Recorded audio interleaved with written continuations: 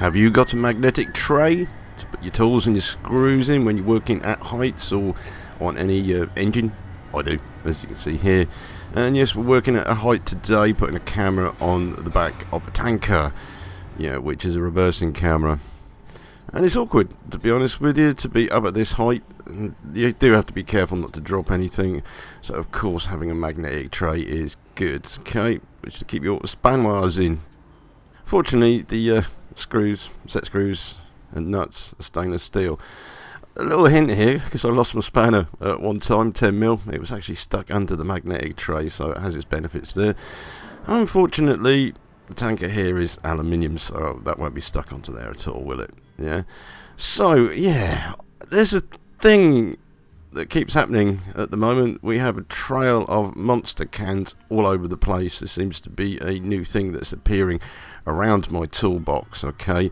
Thought it might be bony, but he says, no, don't drink the stuff, it's horrendous. Yeah, this is full of sugar. There's about 55% of sugar in there, 55 grams per can.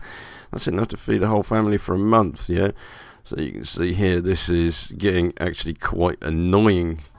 And Bungie also agrees it's a product which, in the long run, if you drink lots of it over a period of time, you'll end up getting diabetes or insulin resistance at least. Yep, so yeah, he doesn't like that stuff at all. He prefer you be healthy. And here's our culprit. Yeah, caught in the act.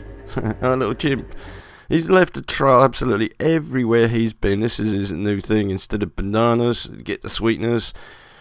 This stuff, energy drinks. Yeah, okay, everyone to their own. I drink a lot of coffee, and Chimp has now gone into drinking loads of Monster, but he leaves his cans everywhere and he doesn't seem to care. Well, that is Chimp, isn't it? So he'll be getting the telling off later on from me to be more tidy.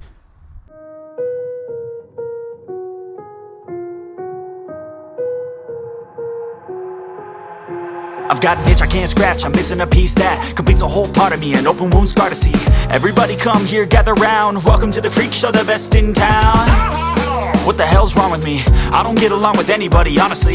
I've been living in my own head constantly, thoughts jumbled round, think I need a new lobotomy. So carrying on with the Toolbox tour, here we have the uber thin, or wafer thin spanners, okay? A little bit untidy. This does actually annoy me when things are not quite right. It's not OCD, it is actually just pleasant to the eye when everything is uniform. A bit like parking a load of fleet lorries or fleet cars up all in a nice row. When they look good, okay, and you know they're there then. Yeah, so larger spanners down here with my big spanners. This was a very expensive set, very expensive, about £260 at the time. And they're handy, okay, so you can see just a simple demonstration here is a normal headed spanner, if you like, and that will not fit in that recess, which sometimes you need to do to tighten these nuts and bolts up on LED lamps, okay. So see here, this fits absolutely gorgeously, okay. You get pipe fittings, very much the same, but there's a lot of slack in there. And there is a big difference in thickness. Okay, so these are more of a specialist spanner that you can get from Snap-on. You can see that the difference is amazing. The other way around it, and we all have resorted to this, is putting an angle grinder on a spanner to make it thinner so it will fit to undo pipe unions or to get into places. Okay, so yeah, sacrifice old or cheap spanners is a thing. Now talking of spanners, okay, I think you remember me saying I needed a 24mm ratchet spanner. Well, I got one at last from Blue Spot Tools, a swivel ratchet. Okay, so there you go, Blue Spot, chrome vanadium. And yeah, do you know what? For the price of these, very, very cheap. They're good quality. They really are good quality. So yeah, brake chamber nuts where I need to be able to at least access the nuts at an angle, and they do happen to be very tight to remove them, okay. Once I've used a slugging spanner, then it's just a matter of using a ratchet spanner, which will just speed up the job, as you can see here. Just that little bit extra to give me a quicker time. So here's some sound, but unfortunately in the workshop next door we have Kingsland Speedway. They're doing practicing at the moment, so it's quite noisy.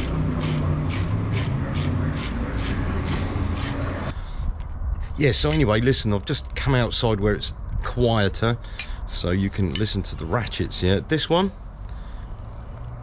there is something there. I can only just feel it. Yeah, that used to click at one time, doesn't anymore, and that is foobarred. Yeah, that's foobarred. Little ding on the floor. Yeah. And now listen to this. Lovely. Yeah. Look after this and don't strain it too much, then it will be fine. Actually, the weakest point other than the ratchet area is going to be the swivel pin just here. Yeah, which is a bolt. Yeah, that can either be changed or engineered, or a pin through there, like either a dowel or a roll pin. Yeah, so yeah, if you look after these, they'll look after you, won't they? All right. Before you say anything, no, I don't chuck spanners away even if they're broken, and some of the cheaper ones as well, they do have their uses from time to time. Okay, so Toolbox wouldn't be complete without a set of Stilsons or pipe wrenches, would they, to get you out of trouble when you really need them? Yeah, I'll show you those later. So stay regular to these video updates, and I will tell you how I get on with this. If you don't see it for a long time, it means it's working. Yeah, but I don't push them. Now, here we go. Here's just an example of a spanner that broke, ring spanner that broke, a brittle one, and it's an open-ended with a short handle now, which, yeah, that has its uses as well. As they say, old spanners never die, they just get repurposed. So what's going on at home? Well, the way things are going and the food shortages we have, Prepper Guy and Boney have decided to start gardening, and Boney here is digging up the compost heap. These guys, they're not really used to gardening, and the joke is at the moment between Prepper Guy and Boney is that Boney was looking for his wife, pile of bones in the compost heap, yeah, which he found a little bit funny. Okay, so after a while, yeah, he dug it all out and built a new compost box, which is great. Yeah, we got some fresh soil for the garden. Prepper Guy's also repurposed a bit of the shingle driveway, which is really annoying, to be honest with you, because you just kick stones everywhere. Yeah, so the guys have been busy this weekend labouring away, which is brilliant because we do need to grow our own food. So here's Prepper Guy, the only time you'll ever see him without his mask on, yeah, because it was a little bit too hot out yesterday. And it looks like he's now sandbagging everything up for defence positions, but really we're just getting rid of the stones. And me, what am I doing? I'm trying to get this chainsaw working, and to be honest with you, it was working, but I haven't got a clue why it isn't at the moment. So what we'll have to do is, yeah, get somebody on the case.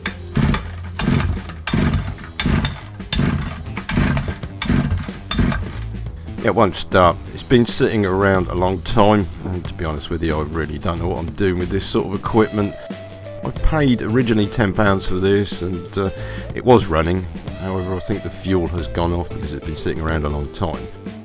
So where's Chimp? Yeah, I bet you're all wondering where the Chimp is. Well, all you need to do really is follow the energy drink cans, and it will lead you to the outside where he's messing about with the Citroen, which is an MOT failure. It's now off the road. It needs to be sorted, and this is what he's going to do. And he's going to, first of all, plug in the diagnostics kit, which he's going to have fun with, because on the driver's side, the plug isn't there. They always say it's near the steering wheel, but actually, left-hand drive, it will be on the other side, yeah?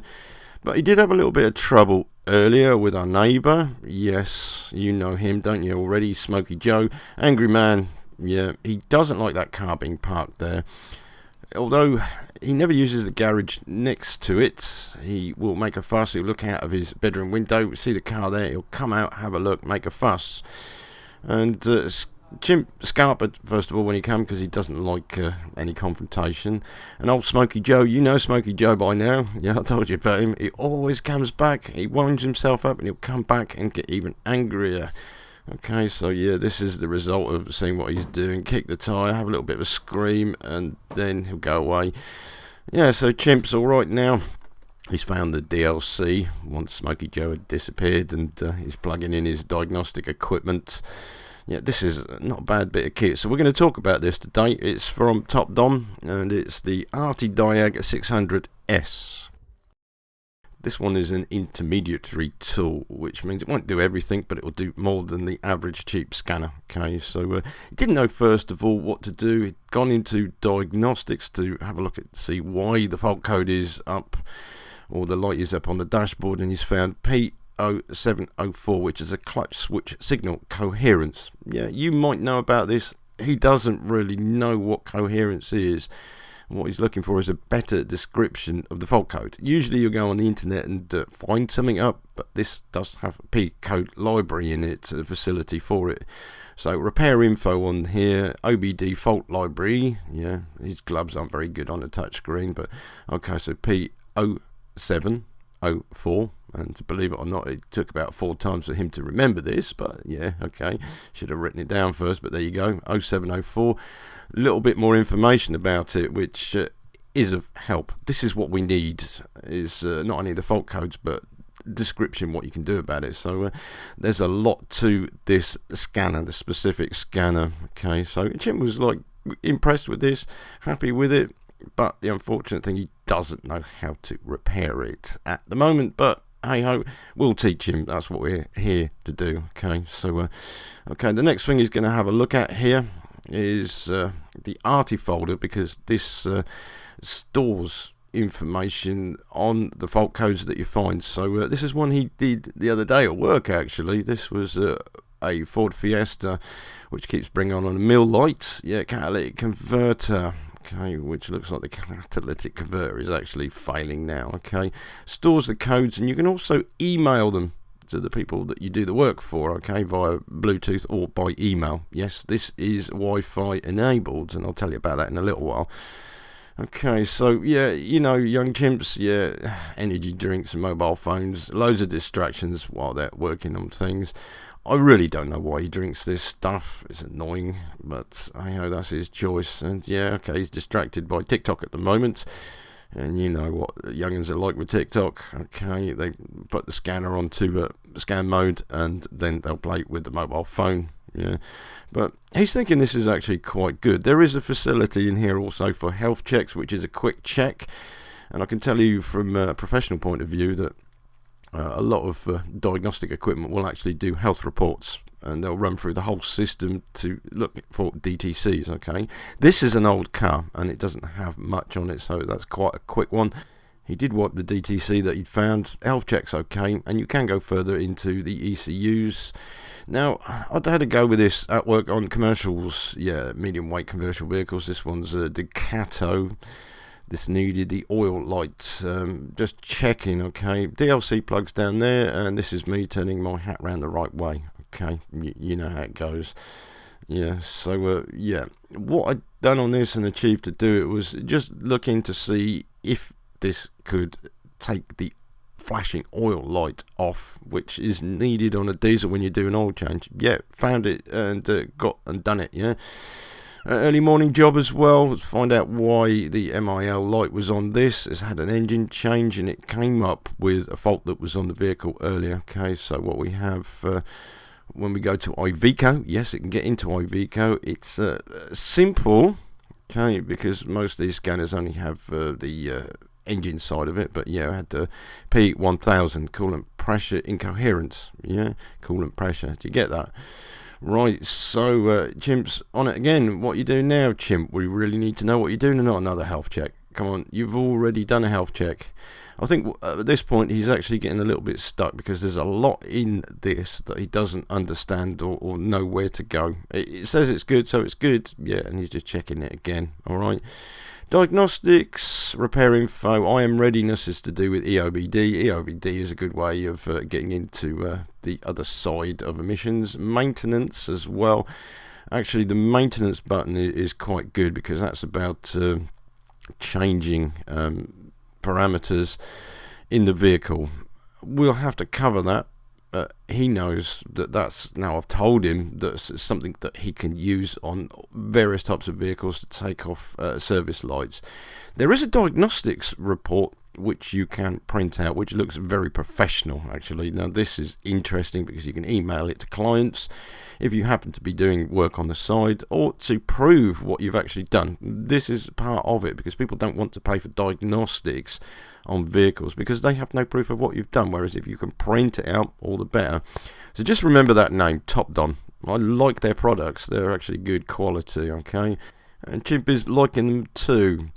it gives you a sense of control when you can actually get into a vehicle and you can manipulate, take off lights and find DTCs. It's brilliant. Okay, it does have an auto search and it has a manual search. So auto search for newer vehicles works really well. It'll do a VIN scan here, which unfortunately with vehicles that are not really OBD2 compliant, they don't really work, but later vehicles they do. And of course Chimp is going to watch the numbers go around for ages now and wonder why it's not doing a VIN search. But it's just simple. The newer the vehicle, the quicker the system works. Okay, so yeah, it's a bit like waiting for paint to dry, isn't it, Chimp? So what you're going to do? You're going to wait even further, aren't you? Yeah, get on and on and on. Well, I've already sussed that. If it ain't going to happen in 30 seconds, it isn't going to happen, is it, Chimp? So on the maintenance side, if we just click onto that, generally this is what it will do. Help for ABS brake bleeds, battery maintenance system, brake, oil, service lights, tyre, pressure maintenance, and yeah, a few more. Okay, so yeah, it can be a bit slow while it's connecting. I found with this Ducato this worked brilliantly because it also gave me information of how many times the oil service light has been reset. Highly important. And what are you doing, Chimp? Not another health check. Come on, mate. You've already done that and you haven't changed anything, so why would it be any different?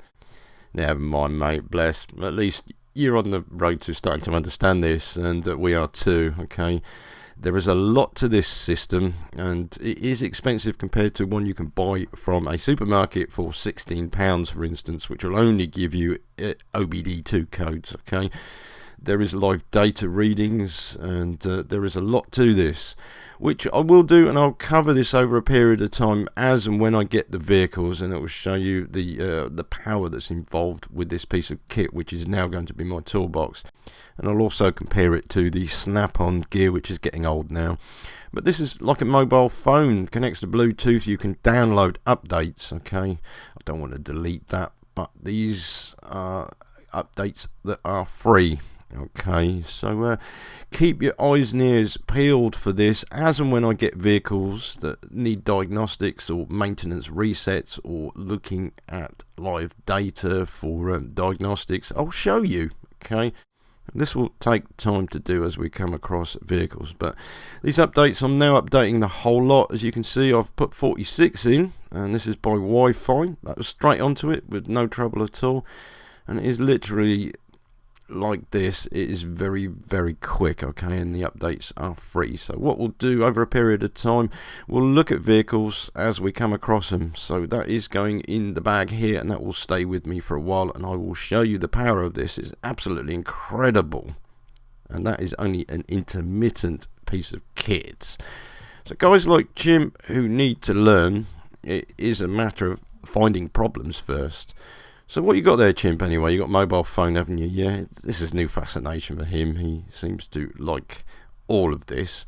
Before, he had a little bit of a deprived life. He didn't really have much to play with, but now he's getting into all these electronics and some music he's got here. He's going to play us out with some music, okay? So until the next video, guys and girls, I'll see you later.